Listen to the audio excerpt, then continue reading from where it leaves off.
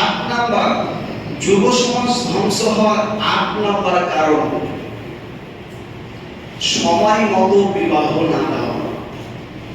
বিয়ের উপযুক্ত বয়স হয়ে গিয়েছে, শরীয়তের দিক দিয়ে, সরকারি ভাবে, চারিদিক দিয়ে বিবাহের উপযুক্ত বয়স হয়ে গিয়েছে, কিন্তু বিবাহ দেয়নি।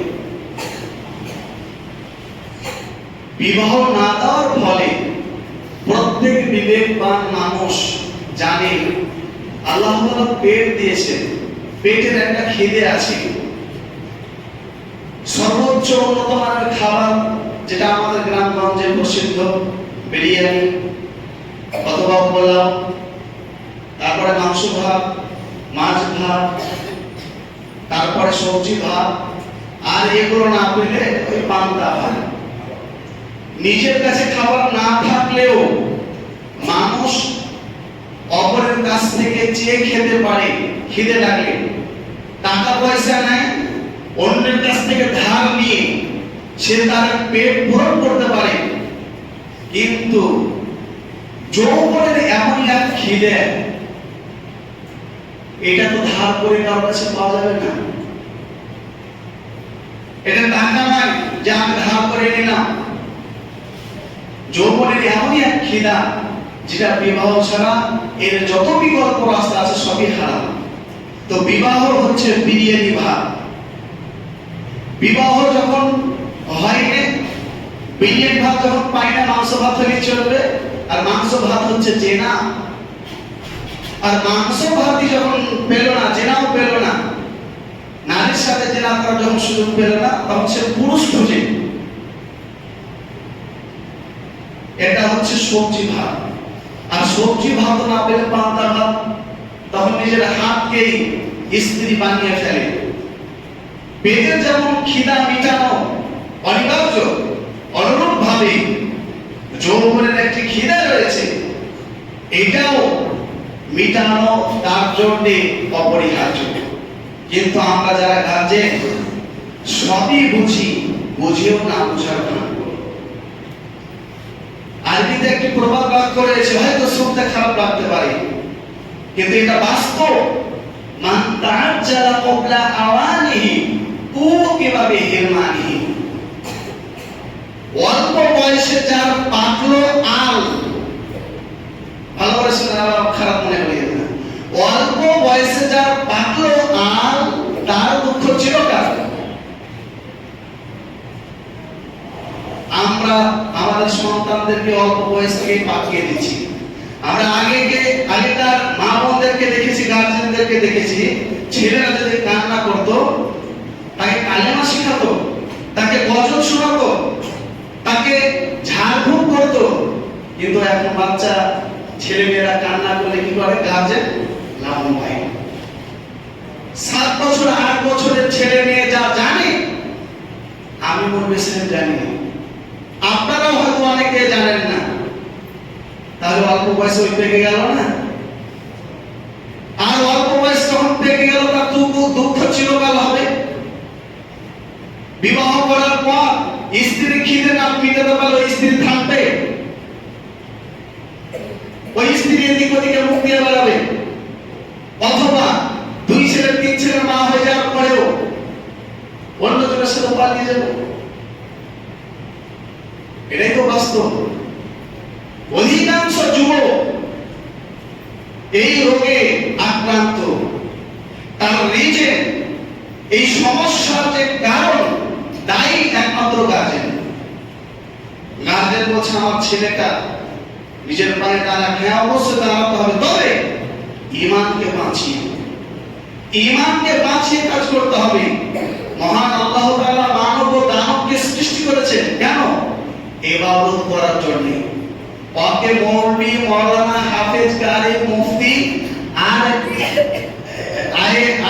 আইপিএস অফিসার, কলেজ কমপ্লিট করতে হবে, ডাক্তার কমপ্লিট করতে হবে, এটার জন্য আল্লাহ তাআলা কিন্তু পাঠাননি। অবশ্যই এগুলো ভালো কাজ,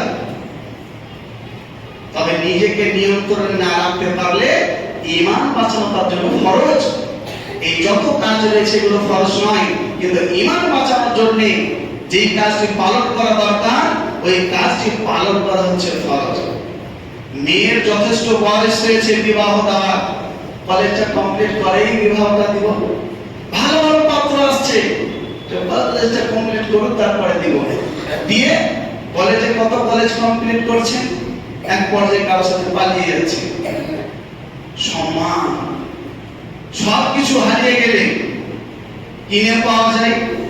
যে কোনো জায়গাতে আঘাত লাগলে তার ট্রিটমেন্ট রয়েছে, কিন্তু এই সম্মানে আঘাত লাগলে, এই সম্মান ক্ষত হলে তার কোনো ট্রিটমেন্ট নাই, বিকল্প কোনো রাস্তা নেই।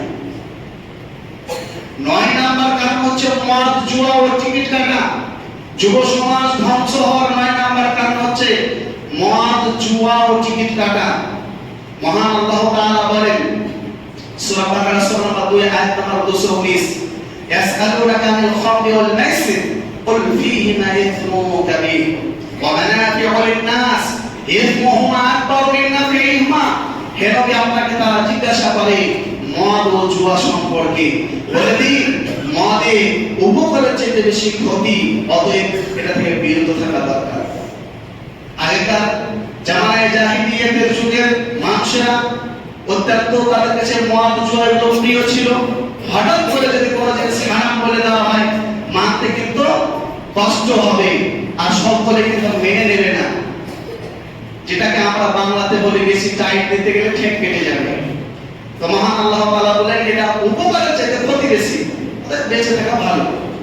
তারপরে আলী রাদিয়াল্লাহু তাআলা আনহু বেশ কিছু সাহাবীকে নিয়ে একটা বাড়িতে দাওয়াত খেতে গেলেন। দাওয়াত খাওয়ার পরে মাগরিবের টাইম হয়ে গেল। আব্দুর রহমান বিন আউফ তিনি মাগরিবের নামাজ পড়েছেন, সেই হাদিস দ্বারা প্রমাণিত।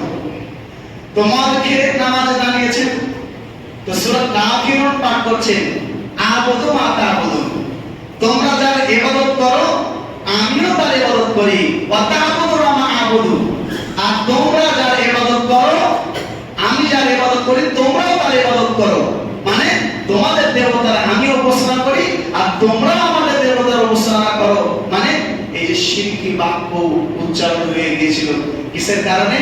এই নেশা বিবেকহীন হয়ে গিয়েছিল, যার ফলে এই সূরার মধ্যে গন্ডগোল হয়ে গেল।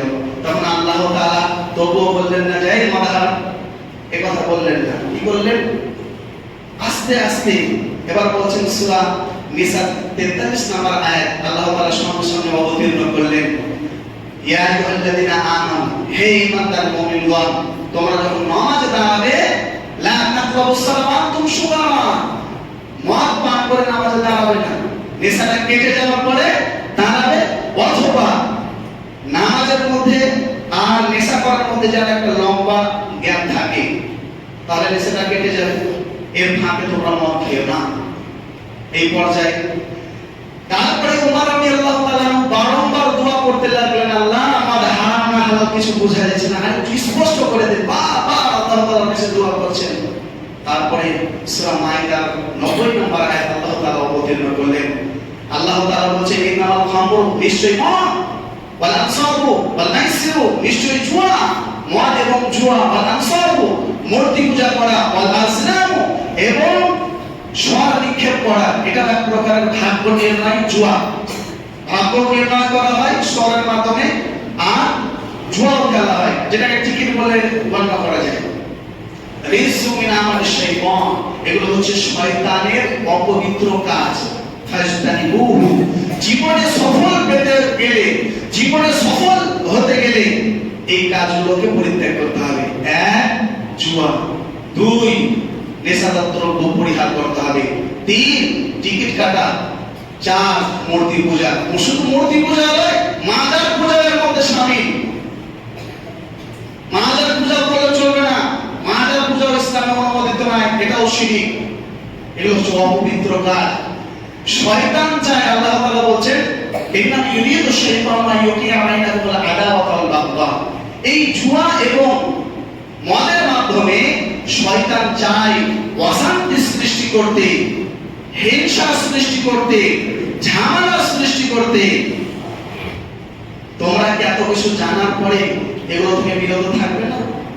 শয়তান চায় ওয়াসুদ্দাকুম আন যিকরিল্লাহি ওয়া আনিস সালাহ, তুমি জুয়াতে মত্ত থাকো, তুমি নেশাগ্রস্ত হয়ে বিছানায় পড়ে থাকো, আর আল্লাহ তাআলার জিকির থেকে সালাত থেকে দূরে থাকো। শয়তান চায় না। ফাহাল আনতুম মুনতাহুন। এত কিছু জানার পরেও, হারাম জানার পরেও তোমরা কি এর থেকে বিরত থাকবে না?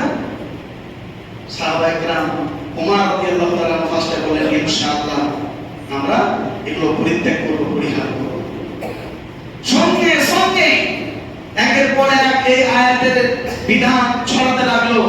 মদিনার, মক্কা মদিনার গলিতে গলিতে যত জুয়া এবং মদের আড্ডাখানা ছিল সব ভেঙে গুড়িয়ে দেওয়া হলো, এবং মদের যে ছিল তামাহারি, এরকম আর কাঁচা তামাহারি নয়, এমনি তামাহারি, মাটির ঘড়া বুঝতে পারছেন অবশ্যই, তো সবকে ভেঙে গুড়িয়ে ফেলে দেওয়া হলো।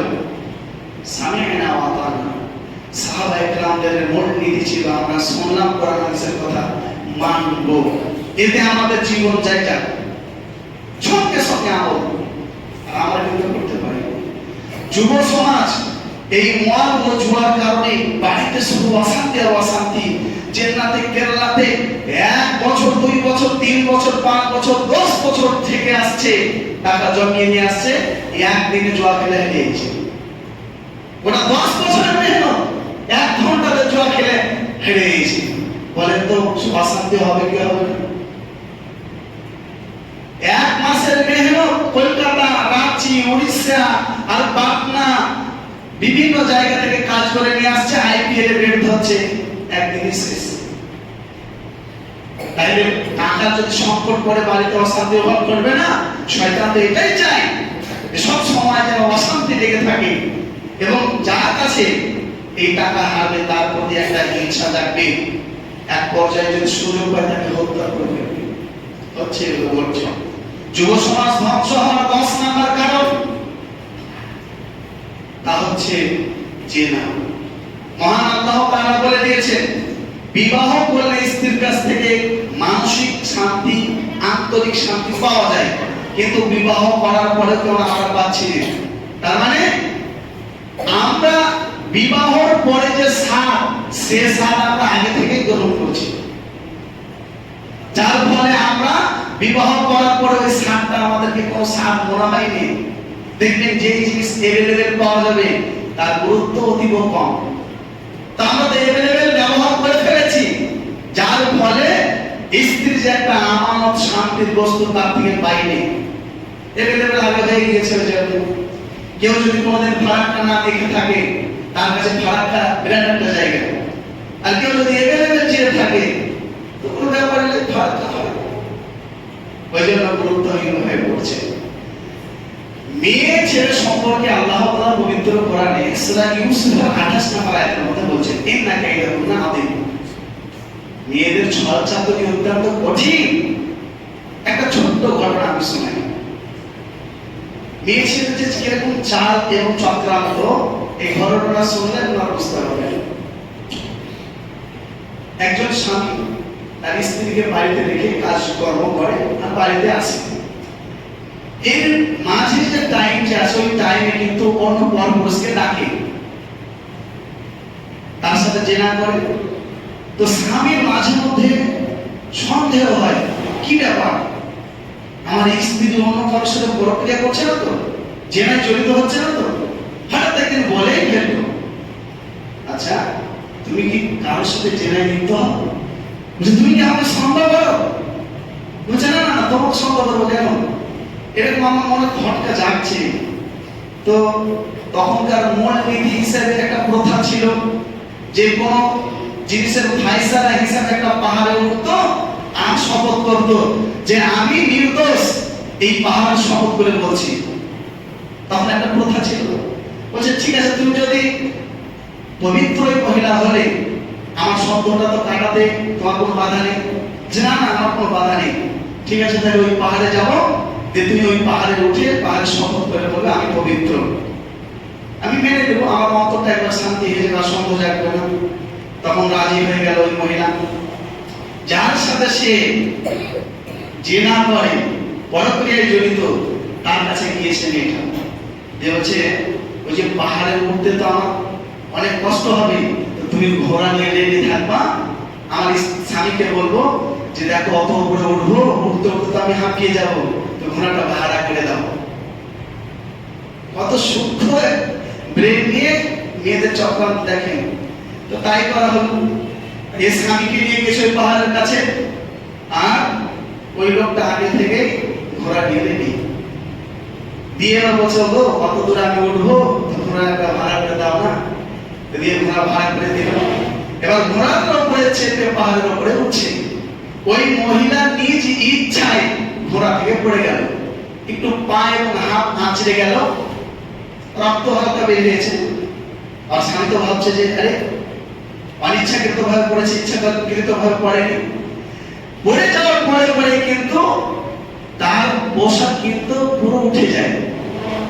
তার স্বামী লজ্জাস্থান দেখতে পেল, এবং ওই যে ঘোড়া ভাড়া দিল ওইও লজ্জাস্থান দেখতে পেল। এবার পাহাড়ের একবারে মোছাতে গিয়ে শপথ করছে, আমি শপথ করছি পাহাড়ে, আমার লজ্জাস্থান আমার স্বামী এবং এই ঘোড়া আলা ছাড়া কেউ দেখেনি। বোঝাতে মনে হয় পারলাম না। কত চালাক দেখছেন, ইচ্ছাকৃত ভাবে পড়ে উলম্ব হয়ে তার লজ্জাস্থান দেখিয়ে দিল আগে স্বামীকে এবং ওই ঘোড়া লাগে দিয়ে শপথ করছে, আমি এই পাহাড়ে শপথ করে বলছি আমার লজ্জাস্থান আমার স্বামী আর এই ঘোড়া আলা ছাড়া কেউ দেখেনি। কোন স্বামী ভাবছে হ্যাঁ যে পড়েছে দেখে এলো। এই হলো মেয়েদের চক্রান্ত। আর বেটা ছেলে কম হয়, বেটা ছেলের একটা ছোট্ট ঘটনা হচ্ছে,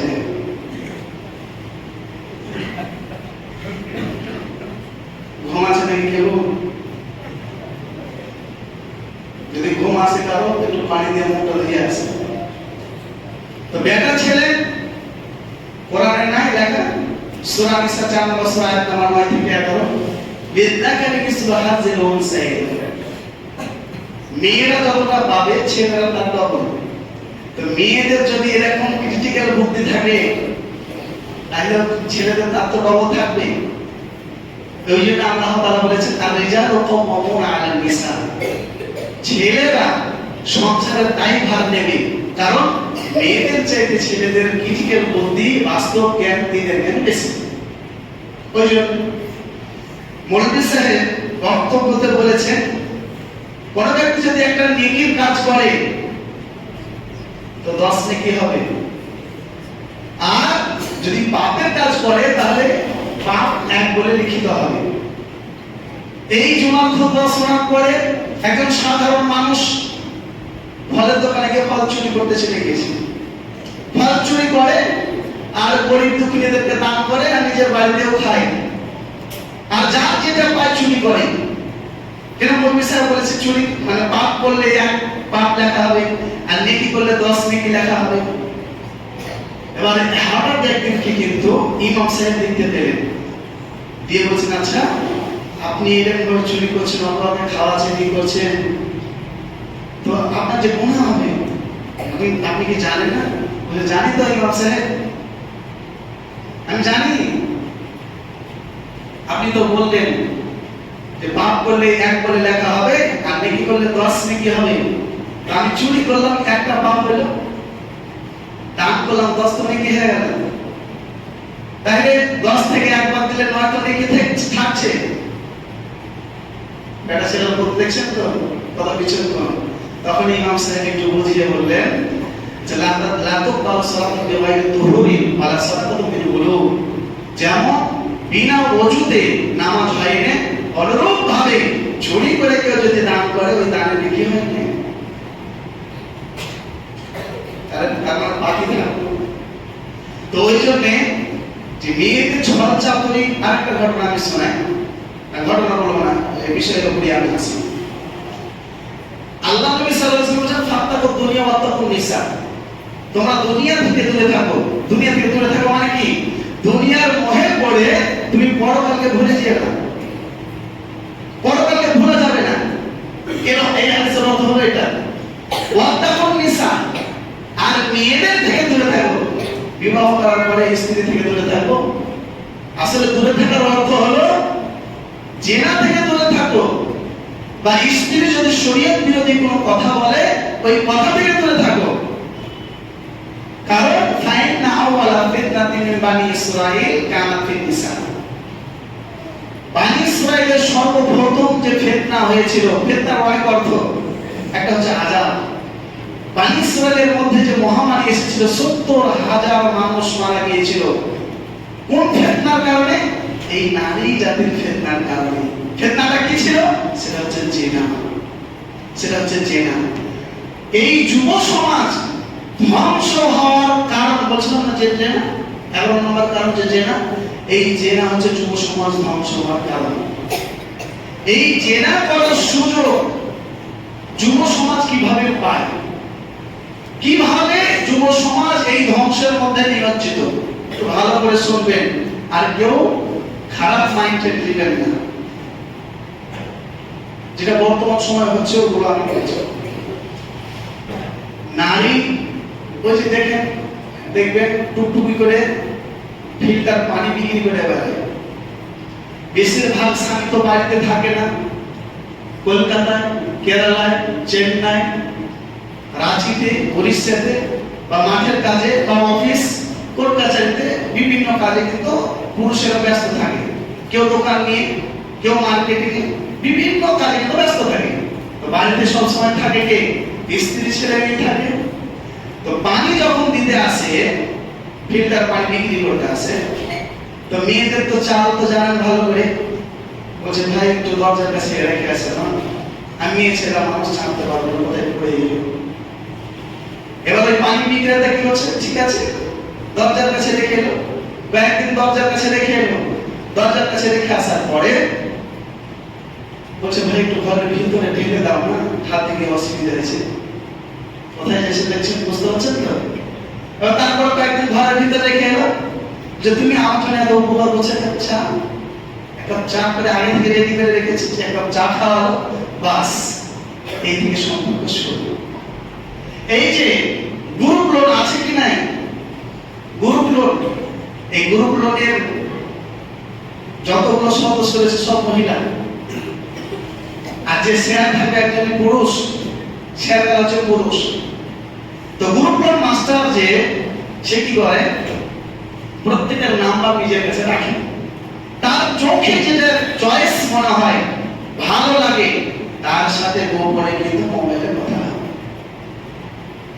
তার যদি বিয়ে করার ইচ্ছা থাকে এক পর্যায়ে নিয়ে পালিয়ে যায়, আর যদি বিয়ে করার ইচ্ছা না থাকে, ব্যবহার করার ইচ্ছা ব্যবহার করে, বাস এই গ্রুপ থেকে তখন সে রিজাইন দিয়ে অন্য গ্রুপে জয়েন করে, যাতে করে ভবিষ্যতে কোনো ফিতনার সম্মুখীন না হতে হয়। এটাই করছে। এই যে বিড়ি আলাপ, তাহলে সবাই একই রকম এমনটা নয়, এগুলো ঘটছে, এতটুকুই বলছি, সবাই যে হবে এমন এমনটা নয়। এই যে বিড়ি আলাপগুলো, এই যে রাজু আছে বিড়ি তোলার জন্য, তো বিড়ি দিতে তো একটা ছেলেরা যায় না, আর গেলেও ব্যতিক্রম, সব আমাদের মা বোনেরাই যায়। তো বিড়ি আলার কাছে বিভিন্ন প্রকারের নরম, গরম, ঠান্ডা, নুন, ঝাল, টক সব ধরনের ইয়ারকি ফাজলামো হয়। আর বিড়ি আলার মধ্যে যে হেড পোস্টে থাকে, ৩-৪ জনের মধ্যে যে থাকে গ্রুপের হেড, সে কিন্তু অনেকজনের নাম্বার দিয়ে রাখে। নাম্বারটা কেন দিয়ে রাখে? যদি মেঘের কারণে আসতে না পারি অথবা আসতে লেট হয়, তো ফোন করে জানিয়ে দেবো। তো ও বাবু কি করে, ভালো ভালো মান নিয়েছিল নাম্বারগুলো নিয়ে রেখে দেয়, তাদের সাথে মাঝে মধ্যে কথা বলে। জালসাতে বা উরুসে বা মেলাতে কথা দেওয়া থাকে, এক পর্যায়ে তারা জেনায় জর্জরিত হয়। বাড়ির গার্জেন তো সবসময় বাড়িতে থাকে না, ফাঁকা টাইম থাকে, রাজু সাহেব চলে আসে, সব বিদ্যালয় কি আমটা হয়। ওইরকম ভাবে যে কক ডাক্তার গুলো, বাড়ির গার্জেনরা সবসময় কাজে ব্যস্ত থাকে, চলে গেল এক লাইন ডাক্তারখানা। দু একদিন যাওয়ার পর একটা সম্পর্ক হয়, তখন আমরা ডাক্তারখানা যাবো, আর লোকে দেখলে মনে হয় প্রত্যেকদিন একটা আলাদা ই ভাববে। তো মাঝে মধ্যে বাড়িতেও ডাকে, আমি যেতে পারছি না, খুব শরীরটা অসুস্থ, বাহানা হিলা দিয়ে এরকম ভাবে যখন তো ছেলেরা আসা যাতায়াত করে, সম্পর্ক একটা তৈরি হয়ে গেল, তখন জেনার ফাঁদ একেবারে খোলা। আর এই যতগুলো জেনার রাস্তা খোলা, এর দায়ী হচ্ছে গার্জেন, শাসনের রাখেনি। বাড়ির মহিলা, বাড়ির স্ত্রী, বাড়ির ছেলে মেয়েরা হচ্ছে পাখির মতো। পাখিকে যদি খাঁচা থেকে ছেড়ে দেন, ওকে কবজায় আনা মুশকিল। অনুরূপ ভাবে বাড়ির ছেলে মেয়েকে যদি শাসন থেকে ছুটকারা দেন, তাদেরকে কবজায় আনা মুশকিল। তারপরে রয়েছে এই ইলেকট্রিক মিস্ত্রি আছে কি নাই? ইলেকট্রিক মিস্ত্রি ইয়াং ছেলে থাকে, বয়স্ক মানুষ থাকে, তো বেশিরভাগ ইয়াং টিম। তো এবার বাড়িতে বল খারাপ হয়েছে, হয়তো স্বামীকে বললো, এবার স্বামী কাপুরুষ ফোন করে বলে, যাও আমার বাড়িতে কাজটা হয়েছে, একটু ঠিক করে দিয়েছে। এবার দিয়ে গেল ভাবি চা করেছে, চা খাওয়ার পর তোমার ভাই বলেছে তুমি আসছো, চা করেছি না খাও। খাওয়ার পরে দেখছে এ তো আমার মনের মতো একবারে দেও। সে কি করলো, নাম্বারটা রেখে দিল, যে মাঝে মধ্যে যদি অসুবিধা হয় তো ফোন করবো। নাম্বারটা নিয়ে রেখে দিল। নিজে থেকে বাড়িতে তো কাটা বল থাকে, বল ফাঁসিয়ে দিল, ভালো কাটাটা লাগিয়ে দিল। হ্যালো ভাই, একটু বাড়িতে এসে না, কি হয়েছে? বলটা জ্বলছে না, কি হয়েছে দেখো তো, ছুটে ছেড়ে। তারপরের দিনকে ফ্যান দিয়ে ফোন করছে, এরকম ভাবে দেখ, তাদের মধ্যে একটা তো বুঝতে পারছে আমার কেন তো ডাকছে। যখন বুঝতে পেরে তারপর তখন জেনারেল জর্জেন। এই যে টেলারের কাছে মেয়েরা মাপ দিতে যায়, তাহলে সব ইলেকট্রিক মিস্ত্রি একই নয়। এগুলো হচ্ছে তাই বলছি, সবাইকে দেখি না, সবাই খারাপ কাম করে। এই যে টেলারের কাছে মেয়েরা মাপ দিতে আসে, এমনি তো বেপরদা, তাদের পোশাক পরা না পরা সমান। আর একটা পুরুষ তার গায়ে হাত দিয়ে মাপ নেবে, খুব পাক্কা ইমানদার ফেরেশতা। আপনার মেয়েটারও কিছু হবে না, টেলারও কিছু হবে না, ফেরেশতা তো। আল্লাহ তাআলা বলছেন, জাআলা বাইনাকুম মাওয়াদাতা ওয়া রাহমা। নারী পুরুষের মধ্যে একটা টান আছে। আর যখন এরকম ভাবে কাছাকাছি হবে আর ইয়ে হবে না, এটা হতেই পারে না। তো এই আজকাল এলাকার দেয় গার্জেনরা, এই যে প্রাইভেট টিউশন মাস্টার, বাড়ির ছেলে হোক অথবা মেয়ে হোক, ছোট হলে তো গার্জেন রয়েছে, ছেলের মায়ের সাথে টিউশন মাস্টারের লাইন। আর যদি মেয়ে লাইন হয় তো মেয়ের সাথে হয়তো লাইন। আবার অনেক মাস্টারকে দেখা যায় মেয়ের সাথে লাইন আর মায়ের সাথে লাইন। কেন? আল্লাহ নবী বলেছেন, লা ইয়াকুল ওয়ান্না রাজুলুন মিন ইমরাতিন ইল্লা কানা তারিকুহু শাইতান। নারী পুরুষ যদি নির্জনে থাকে তো দ্বিতীয় জন শয়তান থাকে, ওকে উস্কানি দিতে খারাপ কাজ করাবে। সহিহ বুখারীর 88 নম্বর হাদিস, আবু হুরায়রা রাদিয়াল্লাহু তাআলা তিনি বলেন, আল্লাহ নবী, আবু হুরায়রা মানে বুঝতে পারছেন সাহাবী, আর সাহাবীদের মাকাম ও মারতাবা কেমন জানেন? সূরা মুজাদালার 8 নম্বর সূরা আয়াত নম্বর 22, রাদিয়াল্লাহু আনহু ওয়া রাদওয়ান। সাহাবায়ে কেরামদের উপরে আল্লাহ তাআলা একেবারে খুশি হয়ে গেছেন, মানে সাহাবায়ে কেরাম জান্নাতে যাবেন, গ্যারান্টি যাবেন, একেবারে গ্যারান্টি। তারপরে আবু হুরায়রা তিনি বলছেন, আল্লাহ নবী, ইন্নী আখাফু আলা নাফসিনা, আল্লাহ নবী হয়তো আমার দ্বারা জিনা হয়ে যাবে এরকম ভয় পাইছি। সব সময় কোরআন হাদিসের চর্চার মধ্যে থাকতে আবু হুরায়রা তারপরে বলছে, মনে হচ্ছে আল্লাহ নবী আমার দ্বারা জিনা হয়ে যেতে পারে, আমার দ্বারা তো জিনা হয়ে যেতে পারে, এত ভয়। আর আমরা সাহাবীদের চেয়ে বড় ইমানদার, আমাদের কোনো ভয় নেই। তাহলে সব মাস্টার এখন না, সব মাস্টার তো 5 ওয়াক্ত নামাজি ভাই, সব মাস্টারের মধ্যে তো আর ঈমান ঢুকে নাই, আছে কি নাই? কিন্তু এরকম আছে কিছু মাস্টার, যার কারণে সকল মাস্টারের বদনাম হয়েছে। এই যে টিউশনে ছেলে এবং মেয়ে একসাথে যৌথভাবে একত্রিত ভাবে বসে, ঠিক বলছি না বল? সাহাবী মেয়ে ছেলে থেকে অনেক দূরে থাকে, সবসময় কোরআন হাদিসের চর্চাতে থাকে, তারপরে বলছে আমার অন্তরে ভয় লাগছে, আল্লাহ তো হইতে পারে আমার দ্বারাতে জেনা হয়ে যেতে পারে। আর নারী পুরুষ এক জায়গাতে বসে যাচ্ছে, সব জেনা হয়নি, আর কিছু হয়নি, অত নাই, জানবে কি করে? আর জেনার মানে কল্পনায় আসবে, অত নাই, অবশ্যই জানবে। আমাদেরকে সতর্ক থাকতে হবে। তার জন্য কি আমার ছেলে মেয়েকে প্রাইভেট পড়াবো না? অবশ্যই পড়াতে হবে, কিন্তু একটু নজরে রাখতে হবে। স্কুলে পড়াবো না? হ্যাঁ পড়াতে হবে, নজরে রাখতে হবে। আপনাকে কেউ বলেনি, বারণ করেনি। তবে এটা মনে রাখবেন, সহিহ বুখারীর হাদিস, স্কুলে যে ছেলেমেয়েরা পড়লে, আমরা তো বলেছি, আমরা কিন্তু অতটা আমরা বুঝিনি 15-16 বছর পর্যন্ত কি জিনিস যে মেলামেশার মাধ্যমে বাচ্চা হয়, এটাও জানি না। আল্লাহর কসম, মেম্বারের উপর দাঁড়িয়ে বলছি, 15-16 বছর পর্যন্ত আমি জানি না যে মেলামেশার মাধ্যমে বাচ্চা হয়। আর এখন 6 বছরের 7 বছরের ছেলে ও বলে দিবে যে মেলামেশার মাধ্যমে বাচ্চা হয়।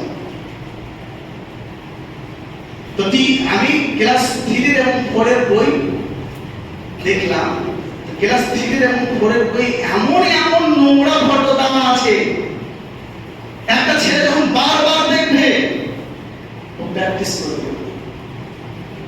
বাপ হচ্ছে খারাপ, বাপ মোবাইলে খারাপ ফটো দেখে, খারাপ ফিল্ম দেখে, খারাপ ন্যাংটা মেয়ে হলো পোশাক দেখে, মোবাইল দেখে ঘুমাচ্ছে। আর ছেলে পিলে কামলে এলা ধর মোবাইল, আর এই ফেসবুকে কি বারবার উঠলে গেছে ও মারছে, তো এটা কি আসছে এটা মেরে দেখে দেখো চলছে, বাস একদম চোখ লাগিয়ে দেখছে ছোট ছেলে। অল্প বয়সে একবারে এইটা একদম ভুল করছে। এটা হচ্ছে আমাদেরই দোষ প্রত্যেকটা জায়গাতে। ওই যে দেখবেন বিধবা মেয়ে, দুটো একটা ছেলে হয়েছে, তো এবার ওই আবেগে পড়ে বলছে যে আমি আর বিয়ে করবো না, আমি এইভাবে থেকে যাবো। আবেগে পড়ে ও ডুবে ঠিকই পানি গেছে, ও ডুবে ঠিকই পানি গেছে। কেউ মান নিতে আসছে, ওর সাথে জেনা করে চলে গেছে, কেউ বন্ধুর নাম করে যে আমার চলে এলো হঠাৎ করে, যে ভাবি ভাই তো খুব মনে করছে গো, ওই জন্য চলে এলাম। 2-4 দিন আসার পর তার সাথে রিলেশন এরকম ভাবে জেনায় জড়িত। ওর বিধবা মেয়ে বলছে আবেগে আমি আর বিয়ে করবো না, এরকম ভাবে 10 বছর ডুবে ডুবে পানি খেলো, তারপরে মুখে সাথে পালিয়ে গেল। এগুলা হচ্ছে গার্জেনের অবহেলার কারণে। গ্রামে অনেক মেয়ে আছে যাদের বিবাহ আসছে কম। তো যারা গ্রামের মান্যগণ্য ব্যক্তি, তাদের উচিত যে কয়েকজনকে মিলিয়ে এরকম ভালো একটা ছেলের খবর পেলে, আমি লাগাবো না, এত ছেলেটা যদি খারাপ কোনো রকম হয়ে যায় যে লাগবে তারই দোষ, বলে দেবো যে ভাই তুমি ওর সাথে যোগাযোগ করবে, তোমার দেখেছিল বিয়ে দিবে, এতটুকু তো করতে পারা যায়, কিন্তু করিনি। রক্ষক যদি ভক্ষক হয়, রক্ষা করিলে কি হবে?